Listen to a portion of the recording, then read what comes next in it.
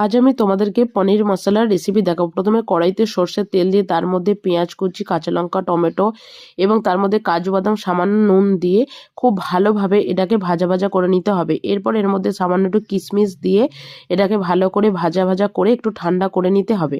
এরপর মিক্সিং জারের মধ্যে সমস্ত কিছু দিয়ে তার মধ্যে পোস্ত জল দিয়ে একটা পেস্ট বানিয়ে নিতে হবে। এরপর পনিরগুলোকে নিয়ে সামান্য নুন ভালোভাবে মাখিয়ে কড়ার মধ্যে সাদা তেল দিয়ে পনিরগুলোকে খুব ভালোভাবে ভাজা ভাজা করে তুলে নিতে হবে। এরপর ওই তেলের মধ্যে দিয়ে দিতে হবে গোটা গরম মশলা, লবঙ্গ, এলাচ, দারচিনি, এরপর ক্যাপসিকাম এবং মটরশুঁটি দিয়ে খুব ভালোভাবে ভাজা ভাজা করে সেই পেস্টটা দিয়ে মশলা দেওয়া জলটা দিয়ে হলুদ গুঁড়ো এবং লঙ্কার গুঁড়ো দিয়ে এবং দিয়ে দিতে হবে বিরিয়ানি মশলা দিয়ে খুব ভালোভাবে নাড়াচাড়া করার পরে এর মধ্যে দিয়ে দিতে হবে পনিরের টুকরোগুলো যেগুলো আগে থেকে ভেজে রাখা হয়েছিল।